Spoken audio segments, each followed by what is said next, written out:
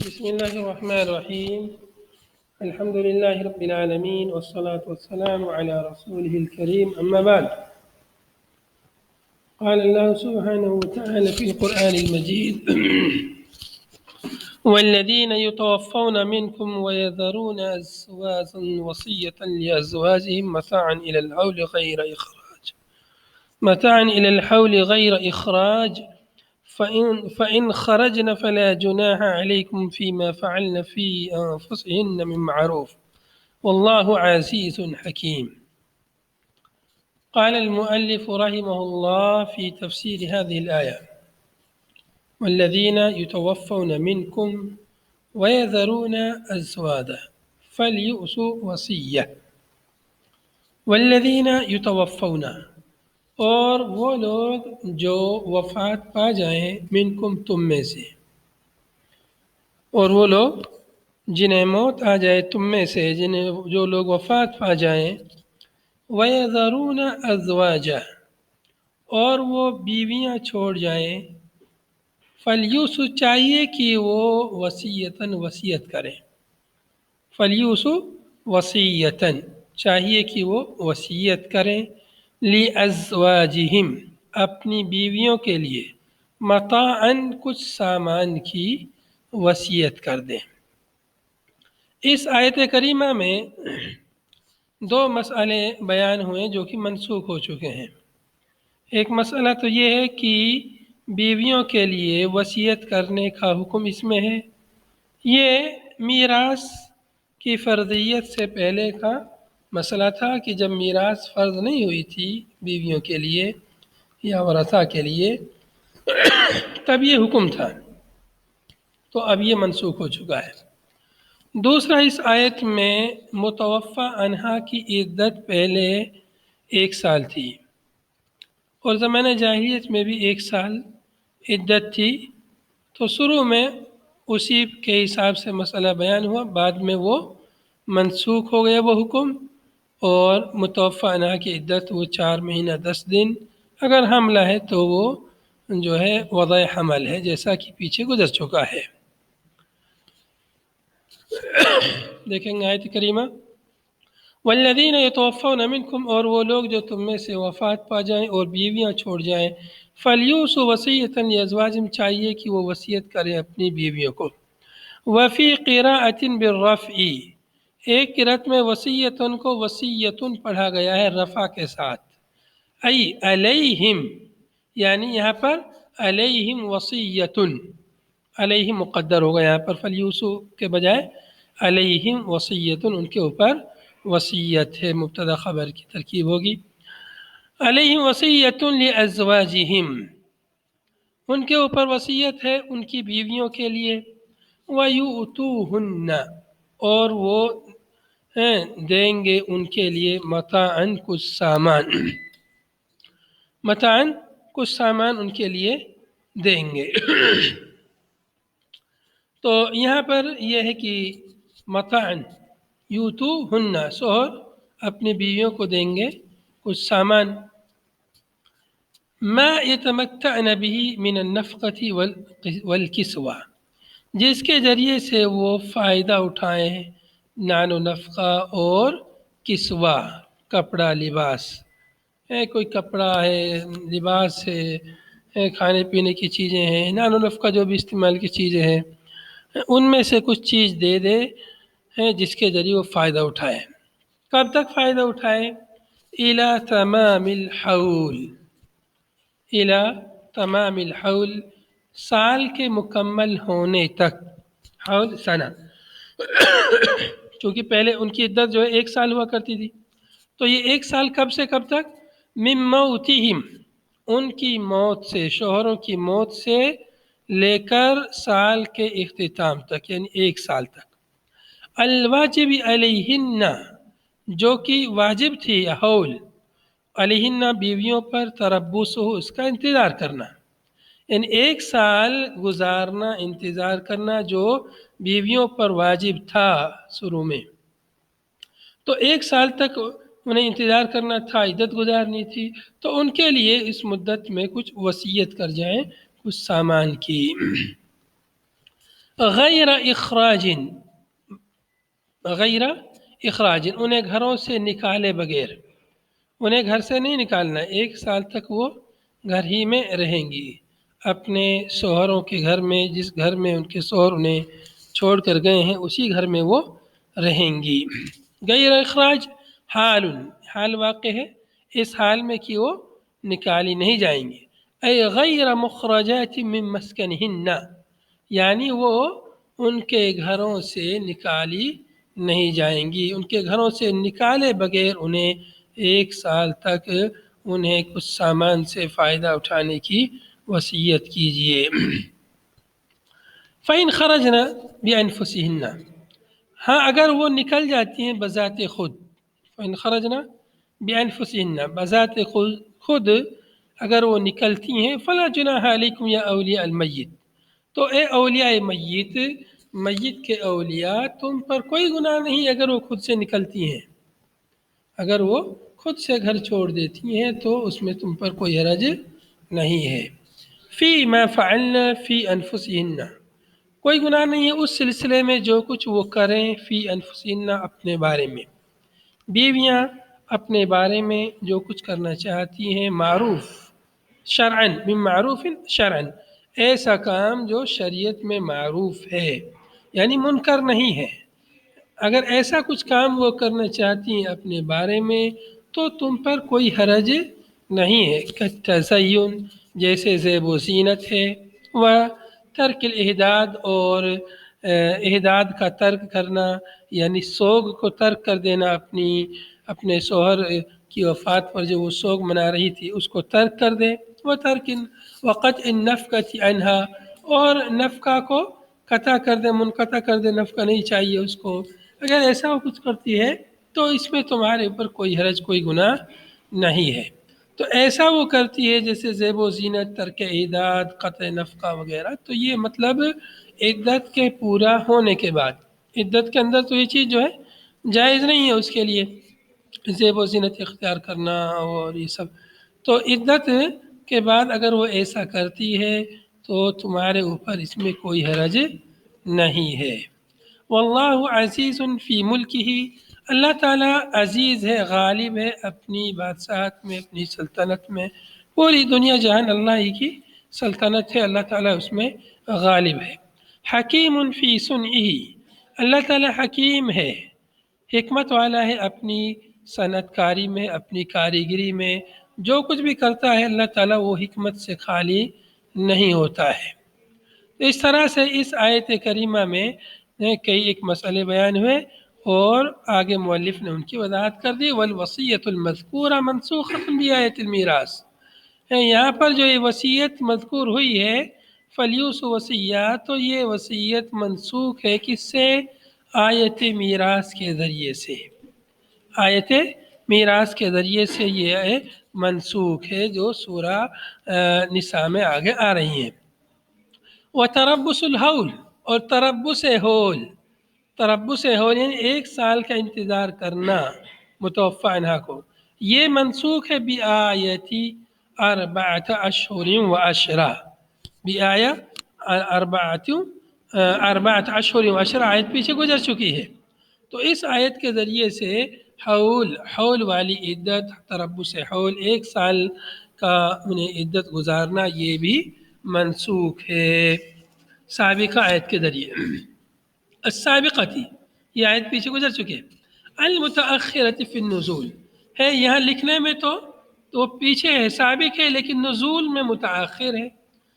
آیت جو ہے 4 اشہر و عشرہ، یہ آیت جو ہے گرچہ پہلے گزر چکی ہے لیکن بعد میں نازل ہوئی تھی، اور یہ والی آیت جو ہے پہلے نازل ہوئی تھی، لیکن ترتیب مصحف کے اعتبار سے یہ بعد میں ہے، وہ پہلے ہے، لیکن نزول کے اعتبار سے 4 اشہر و عشرہ یہ بعد کی آیت ہے، تو اس لیے اس آیت نے اس کو منسوخ کر دیا ہے۔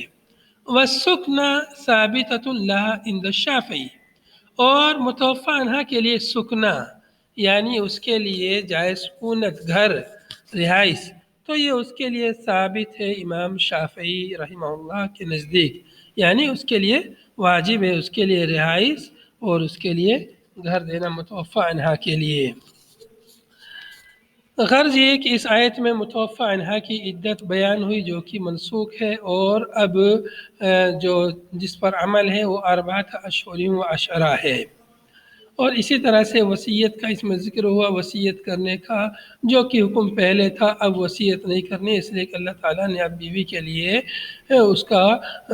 اس کی میراث متعین کر دی ہے جو کہ ربع یا ثمن ہے۔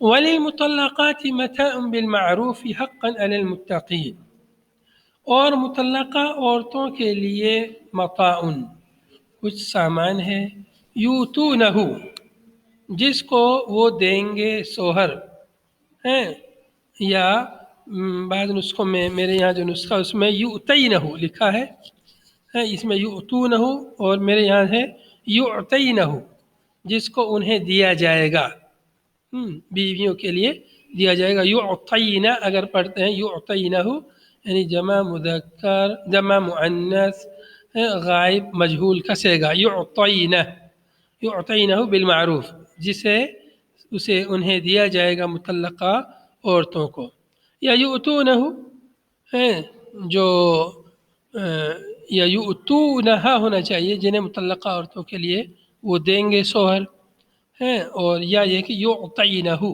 جسے دیا جائے گا مطلقہ عورتوں کو۔ آپ کے یہاں کیا دیا ہوا ہے؟ یعطینہ بالمعروف بقدر الامکان۔ بالمعروف کا یہاں پر مؤلف نے معنی ذکر کیا بقدر امکان، کتنا دیا جائے گا معروف کے ساتھ، یعنی بقدر امکان، جتنا یعنی ممکن ہو سکتا ہے شوہر سے اتنا وہ دے گا۔ حقاً علی المتقین، یہ متاع دینا، متعہ دینا، کچھ سامان دینا، کچھ فائدے کی چیز دینا، یہ کیا ہے؟ یہ واجب ہے متقیوں پر۔ حقاً علی المتقین نصب بفعلہ المقدر، حقاً کو نسب دیا گیا ہے فعل مقدر کی وجہ سے، یعنی حقاً سے پہلے فعل ایک مقدر ہے، اس بنا پر یہ منصوب ہے۔ حقاً علی المتقین ان حق ذالک حقاً ہے کہ یہ جو ہے جو بیان ہوا ہے یہ حق ہے، واجب ہے متقیوں پر۔ متقین اللہ، اللہ تعالیٰ سے ڈرنے والوں پر، اللہ کا تقوی اختیار کرنے والوں پر یہ حق واجب ہے۔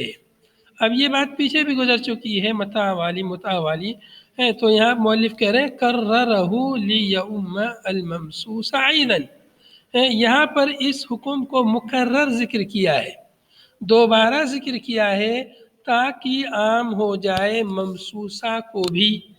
ممسوسہ یعنی مدخولہ، جس عورت کے سے نکاح کیا، پھر اس سے دخول کیا، پھر اس کے بعد طلاق دی، پیچھے جو بیان ہوا تھا وہاں غیر مدخولہ کے بارے میں تھا۔ اذ الآیۃ السابقہ فی غیرہا، اس لیے کہ سابقہ آیت وہ اس کے علاوہ میں تھی، اس کے علاوہ یعنی ممسوسہ کے علاوہ، ممسوسہ کے علاوہ یعنی غیر ممسوسہ غیر مدخولہ کے بارے میں وہ آیت تھی پیچھے جو یہاں گزر چکی ہے۔ ادھر دیکھیں گے آیت نمبر کتنی ہے؟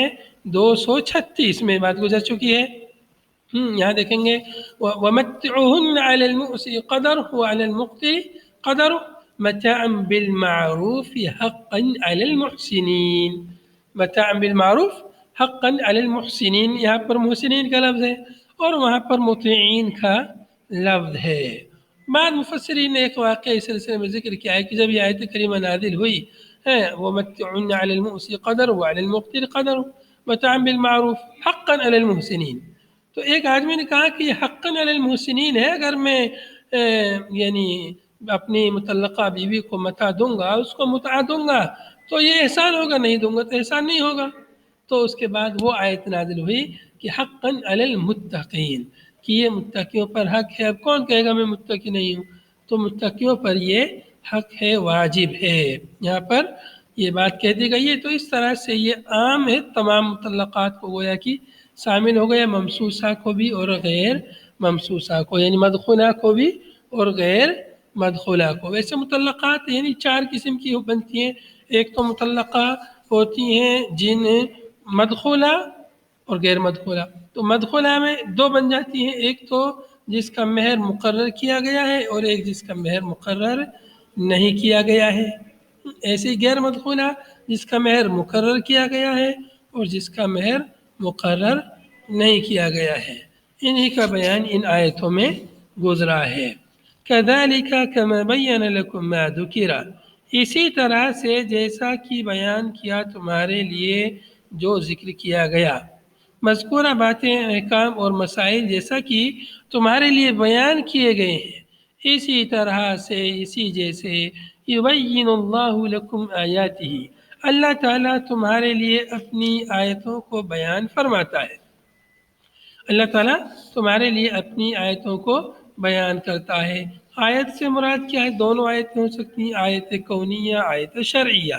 آیت شرعیہ یعنی قرآن پاک کی آیتیں، اور آیت کونیہ یعنی دنیا جہان کی جتنی چیزیں ہیں جو اللہ تعالیٰ کی سب نشانی ہیں، کسی نے کوئی تو ہے جو ان کو پیدا کرنے والا ہے، تو یہ سب چیزیں نشانی ہیں کہ ان کا کوئی خالق ہے، مالک ہے، رازق ہے، جس نے ان سب کو پیدا کیا ہے، جو سب ان کو چلا رہا ہے۔ تو یہ سب آیات کونیہ ہیں۔ اللہ تعالیٰ آیات کونیہ کو بھی بیان فرماتا ہے کھول کھول کر، اور آیات شرعیہ کو بھی اللہ تعالیٰ بیان فرما رہا ہے قرآن پاک میں اپنے نبی صلی اللہ علیہ وسلم کے واسطے سے۔ کیوں بیان فرما رہا اللہ تعالیٰ؟ اس کی علت بیان کی، لعلکم تعقلون، تاکہ تم لوگ عقل رکھو، تاکہ کچھ سمجھو تم لوگ، تتدبرون، تاکہ تم غور و فکر کرو ان آیتوں میں۔ اللہ رب العالمین نے ان شادی بیاہ، نکاح اور طلاق کے مسائل کو بھی اچھی طریقے سے واضح کر دیا ہے، کھول کھول کے بیان کر دیا ہے، تاکہ لوگوں کے جھگڑے، لوگوں کے اختلافات ختم ہو جائیں اور قرآن و حدیث کی روشنی میں اپنے مسائل کو حل کر سکیں۔ اس لیے اللہ رب العالمین نے یہاں گویا کہ عقل والوں کی تعریف کی ہے، لعلکم تعقلون، عقل کی یہاں پر ثنا ہے، تعریف ہے، لعلکم تعقلون، تاکہ تم لوگ عقل رکھو، تاکہ تم تدبر کرو، تاکہ تم سمجھو، غور و فکر کرو۔ اس لیے اللہ تعالیٰ نے تمہارے لیے اپنی آیتوں کو، ان مسائل کو کھول کھول کر کے واضح طور پر بیان فرما دیا ہے۔ اگلی آیت کریمہ ہے الم تر الی الذین خرجوا من دیارہم وهم الوف، الم تر، کیا آپ نے نہیں دیکھا، الم تر، کیا آپ نے نہیں دیکھا ان لوگوں کی طرف جو نکلے اپنے گھروں سے، جو نکلے اپنے گھروں سے، وہم الوف، اس حال میں کہ وہ ہزاروں کی تعداد میں تھے، حذر الموت، موت کے ڈر سے، فقال لهم اللہ موتوا، اللہ تعالیٰ نے ان سے کہا مر جاؤ، موتوا، مر جاؤ، ثم احیاہم، پھر اللہ تعالیٰ نے انہیں زندہ فرمایا۔ ان اللہ لذو فضل علی الناس، اللہ تعالیٰ لوگوں پر فضل کرنے والا ہے، لیکن اکثر لوگ شکر ادا نہیں کرتے۔ دیکھیں گے تفسیر اس آیت کی، الم ترى، کیا آپ نے نہیں دیکھا، علم استفہام تعجیب و تشویق الى استماع ما بعده، یہاں پر جو استفہام ہے علم ترى، کیا آپ نے نہیں دیکھا، تو اس استفہام کا مطلب ہے تعجیب، تشویق، شوق دلانا ہے، اس چیز کی پسندیدگی دلوں میں ڈالنا جس کا بیان آگے آ رہا ہے، جو آگے جس واقعے کا، جس قصے کا بیان آ رہا ہے، اس کو سننے کی تڑپ پیدا کرنا، اس کے سننے کا شوق پیدا کرنا اور دلوں کو اس طرف لبھانا، یہ استفہام کا معنی یہاں پر مؤلف نے دیا ہے، استفہام تعجیب اور استفہام تشویق ہے، پسندیدگی اور شوق دلانا اس چیز کی طرف، اس چیز کو سننے کی طرف جس کا بیان اس کے آگے آ رہا ہے، ما بعد اس کے بعد میں آ رہا ہے۔ معنی کیا علم ترى، علم ینتہی علم کا، کیا آپ کا علم نہیں پہنچا، علم ینتہی علم کا، کیا آپ کا علم نہیں پہنچا کہاں تک، الی الذین، ان لوگوں تک جو نکلے، خرجوا من دیارہم، اپنے گھروں سے، دیار دار کی جمع ہے، اپنے گھروں سے نکلے، کتنے لوگ تھے یہ لوگ، وہم الوف، یہ ہزاروں کی تعداد میں تھے، الوف اربعۃ، الوف جو ہے جمع ہے اور جمع کثرت ہے، الف کی جمع الوف، تو ہزاروں کی تعداد میں تھے، بعض نے کہا کہ 4000 تھے، بعض نے کہا 8000، بعض نے کہا 10,000، بعض نے کہا کہ 30,000، 40,000، 70,000، مختلف اقوال ہیں بہرحال، لیکن کتنے بھی ہوں، لیکن بہت بڑی تعداد میں تھے یہ لوگ۔ حضر الموت مفعول لہ، حضر الموت یہ مفعول لہ ہے، یعنی مفعول لأجلہ۔ کس وجہ سے یہ لوگ اپنے گھروں سے نکلے تھے؟ خرجوا من دیارہم، کیوں نکلے تھے گھروں سے؟ حضر الموت، موت کی وجہ سے، موت کے ڈر سے، موت کے خوف سے اپنے گھروں سے نکلے۔ یہ نکلنے والے لوگ کون تھے؟ مفسرین نے مختلف باتیں ذکر کی۔ وہم قوم من بنی اسرائیل، یہ لوگ جو ہے بنی اسرائیل کی ایک قوم تھی جو اپنے گھروں سے نکلی تھی۔ کیوں نکلی تھی یہ؟ وقع الطاعون ببلادہم ففروا، کہا جاتا ہے کہ ان کے شہروں میں، ان کے بلاد میں طاعون کی بیماری واقع ہو گئی۔ ففروا، تو یہ طاعون سے بھاگے۔ تو موت سے کوئی بھاگ سکتا ہے؟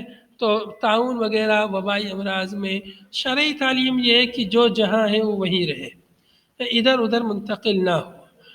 جہاں طاعون کی بیماری ہے وہاں جو لوگ ہیں وہ وہیں رہیں، دوسری جگہ نہ جائیں، دوسری جگہ جو لوگ ہیں وہ وہاں نہ آئیں جہاں طاعون کی بیماری ہے۔ تو یہ لوگ موت کے ڈر سے وہاں سے بھاگے۔ تو اللہ نے کہا کہاں بھاگو گے؟ اللہ نے فرمایا فقال لهم اللہ، اللہ نے ان سے کہا موتو، مر جاؤ۔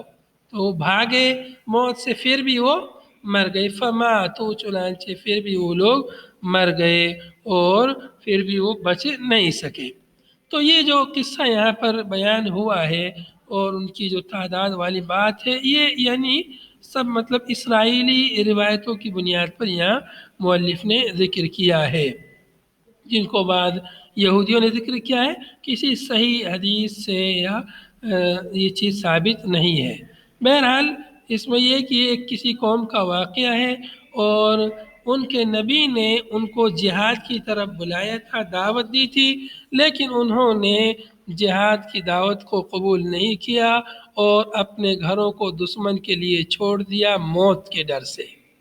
یہ یہاں پر محقق نے اس کے بارے میں یہ تعلیق چڑھائی ہے کہ یہ جو واقعہ ہے اتنا ہے کہ بنی اسرائیل کی کسی قوم کا واقعہ ہے اور ان کے نبی نے ان کو بلایا تھا جہاد کے لیے، لیکن یہ لوگ جہاد میں موت کی ڈر کی وجہ سے اپنا گھر بار چھوڑ کر بھاگ لیے، اپنے گھروں کو دشمن کے لیے چھوڑ دیا۔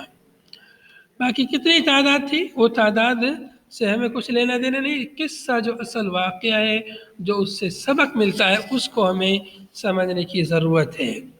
تو اللہ رب العالمین کے حکم سے کوئی بھاگ نہیں سکتا ہے، موت آنی ہے، طے ہے، جب لکھی ہے جس دن اسی دن وہ آئے گی، اس سے کوئی بھاگ نہیں سکتا ہے۔ اللہ تعالیٰ نے ان سے کہا موتو، مر جاؤ، ثم احیاہم، پھر اللہ تعالیٰ نے ان کو زندہ فرمایا۔ تو لوگ مر گئے، پھر زندہ کیا بعد 8 ایام او اکثر، 8 دن کے بعد یا اس سے زیادہ دن کے بعد ان کو اللہ تعالیٰ نے زندہ کیا بدعاء نبیہم حزقیل، ان کے نبی حزقیل علیہ السلام کی دعا کی وجہ سے اللہ تعالیٰ نے انہیں دوبارہ زندہ کیا۔ بکسر المحملہ، محملہ والکافی ہے، بکسر المحملتی والقافی، محملہ یعنی ہا کے کسرہ اور قاف کے کسرہ کے ساتھ حزقیل، وسکون الزاء اور زا کے سکون کے ساتھ حزقیل، فعاشوا دہرا علیہم اثر الموت، یہ لوگ دوبارہ زندہ ہونے کے بعد میں انہوں نے زندگی بشر کی اس ایک زمانے تک، علیہم اثر الموت، ان کے اوپر موت کا اثر تھا، ایک بار مر گئے تھے پھر اللہ نے ان کو دوبارہ زندہ کیا، تو اب یہ زندہ تو ہو گئے لیکن ان کے اوپر موت کا اثر باقی تھا۔ لا يلبسون ثوبا الا عاد كالكفن، کوئی کپڑا نہیں پہنتے تھے مگر وہ کپڑا کفن کے جیسے ہو جاتا تھا۔ واستمرت فی اسباطہم، اور یہ اثر ان کے اسباط میں، ان کی نسلوں میں منتقل ہوتا رہا۔ اسباط یعنی ان کے قبائل میں، ان کے نسل در نسل یہ منتقل ہوتا رہا، یہ مستمر رہا، جاری رہا اس کا اثر۔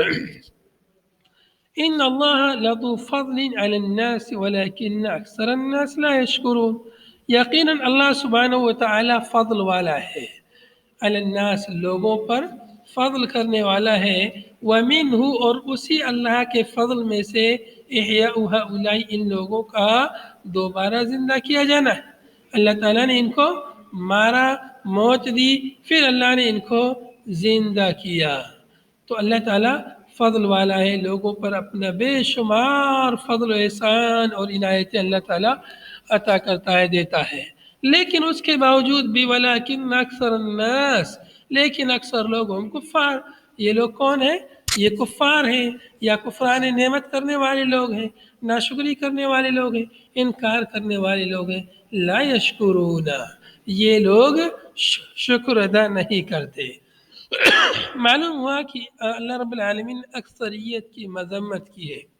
قرآن پاک میں متعدد مقامات پر اللہ تعالیٰ نے اکثریت کی مذمت فرمائی ہے، اور یہاں بھی اکثریت کی مذمت کی ہے، اور کم لوگوں کی اللہ تعالیٰ نے تعریف کی ہے، اور اللہ کے کم ہی بندے ہیں جو اللہ کا شکر ادا کرتے ہیں، جو اللہ کی توحید کو بجا لاتے ہیں، جو اللہ تعالیٰ کی اطاعت اور فرما برداری کرتے ہیں۔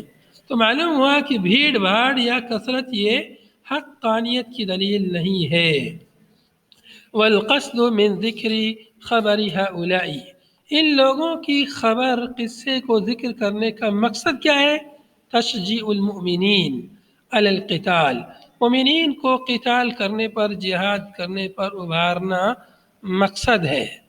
مومنین کو جہاد فی سبیل اللہ پر ابھارنا، ان کی تشجیع کرنا، ان کی ہمت افزائی کرنا، ان کی تشجیع کرنا، یہ اصل مقصد ہے اس واقعے کو ذکر کرنے کا، کہ اللہ کی راہ سے فرار اختیار نہ کرو، جہاد سے فرار اختیار نہ کرو، موت سے فرار اختیار نہ کرو، موت تو ایک دن آنی ہے، اس لیے اللہ کی راہ میں ڈٹ کر باطل کا مقابلہ کیجیے۔ وَلِذَا أُتِفَ عَلَيْهِ، اور اسی لیے اس پر اگلی آیت کو عطف کیا گیا ہے، وَقَاتِلُوا فِي سَبِيلِ اللَّهِ، اس واقعے کے بعد میں یہ آیت فرمائی وَقَاتِلُوا فِي سَبِيلِ اللَّهِ، مطلب ہے کہ یہ واقعہ ذکر کر کے مومنین کو جہاد فی سبیل اللہ پر ابھارنا مقصود ہے، اسی لیے فرمایا اس کے بعد وَقَاتِلُوا فِي سَبِيلِ اللَّهِ، اللہ کے راستے میں قتال کیجیے، جہاد کیجیے، اعلاء دینہ، اللہ کے راستے میں بولے تو اللہ کے دین کی سربلندی کے لیے، اللہ کے دین کو بلند کرنے کے لیے، غالب کرنے کے لیے قتال کیجیے، جہاد کیجیے، مجادلہ کیجیے۔ وَاعْلَمُوا، اور جان لیجیے، ان اللہ سمیع لاقوالکم علیم باحوالکم فمجازیکم، اللہ تعالیٰ تمہاری باتوں کو سنتا ہے، جو کچھ بھی تم کہتے ہو کرتے ہو اللہ تعالیٰ اسے سنتا ہے، جانتا ہے۔ علیم باحوالکم، تمہارے احوال کا اللہ تعالیٰ علم رکھتا ہے، اللہ کو پتہ ہے تمہاری کیا حالت ہے، تم کس حالت میں ہو۔ فمجازیکم، اللہ تعالیٰ تمہیں بدلہ دے گا، اچھا کرو گے تو اچھا بدلہ پاؤ گے، برا کرو گے تو برا بدلہ پاؤ گے۔ من ذا الذی یقرض اللہ قرضا حسنا، من ذا الذی، کون ہے جو دے قرض حسنا اللہ تعالیٰ کے لیے، من ذا الذی یقرض اللہ قرضا حسنا، کون ہے جو اللہ تعالیٰ کے لیے قرض حسنا اچھا قرض دے۔ اللہ تعالیٰ کے لیے قرض دینے کا مطلب کیا ہے؟ بِإِنفَاقِ مَالِهِ فِي سَبِيلِ اللَّهِ، اپنے مال کو اللہ کے راستے میں خرچ کر کے کون ہے جو اللہ تعالیٰ کو قرض حسنہ دے۔ قرض حسنہ بِأَن يُنفِقَهُ لِلَّهِ عَن طِيبِ قَلْبٍ، کہ اس کو خرچ کرے اللہ کے لیے طیب قلب سے، طیب قلب سے یعنی خوش دلی سے، خوش دلی سے خرچ کرے، خرچ کرتے ہوئے دل میں تکلیف محسوس نہ کرے، بلکہ خوش ہو کہ میں اللہ کے راستے میں خرچ کر رہا ہوں، تو ایسی صورت میں فَيُضَاعِفُهُ لَهُ أَضْعَافًا كَثِيرًا، اللہ تعالیٰ اس کے لیے اس کو کئی گنا بہت زیادہ اللہ تعالیٰ بڑھا دے گا، اس قرض حسنہ کو اللہ تعالیٰ کئی گنا زیادہ، بہت زیادہ اللہ اسے بڑھا دے گا۔ وفی قراءۃ فیضاعفہ، یضاعفہ ایک قرأت میں یضاعفہ تشدید کے ساتھ اس کو پڑھا گیا ہے۔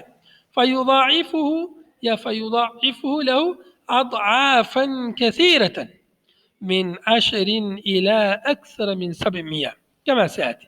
کتنا بڑھائے گا؟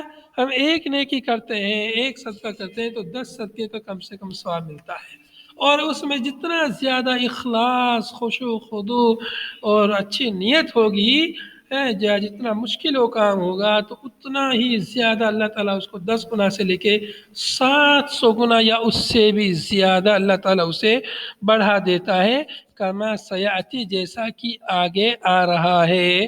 آیت نمبر 241 میں آگے آ رہا ہے، مثل الذين ينفقون أموالهم في سبيل الله كمثل حبة أنبتت 7 سنابل في كل سنبلة 100 حبة والله يضاعف لمن يشاء۔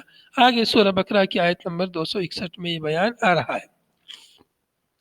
تو واللہ یقبض ویبسط وإلیہ ترجعون، اور اللہ تعالیٰ قبض کرتا ہے یعنی تنگ کر دیتا ہے رزق کو، ویبسط، اور اللہ تعالیٰ ہی وسعت عطا فرماتا ہے۔ واللہ یقبض یمسک الرزق، اللہ تعالیٰ رزق کو پکڑ لیتا ہے یعنی من یشاء، جس سے چاہے، ابتلاء، آزمائش کے طور پر، آزمائش کے طور پر اللہ تعالیٰ رزق کو تنگ کر دیتا ہے۔ اب جو بندہ ناشکری کرے گا اس میں تو سمجھو وہ آزمائش میں ناکام ہوا، اور جس نے صبر کیا اور ہر حال میں اللہ کا شکر ادا کیا تو وہ امتحان میں کامیاب ہو جاتا ہے۔ تو اللہ تعالیٰ جس سے چاہتا ہے رزق کو روک لیتا ہے، وَيَبْسُطُ يُوَسِّعُهُ لِمَن يَشَاءُ امتحان، اور امتحان کے طور پر جس کے لیے چاہے اللہ تعالیٰ اس میں وسعت عطا فرماتا ہے۔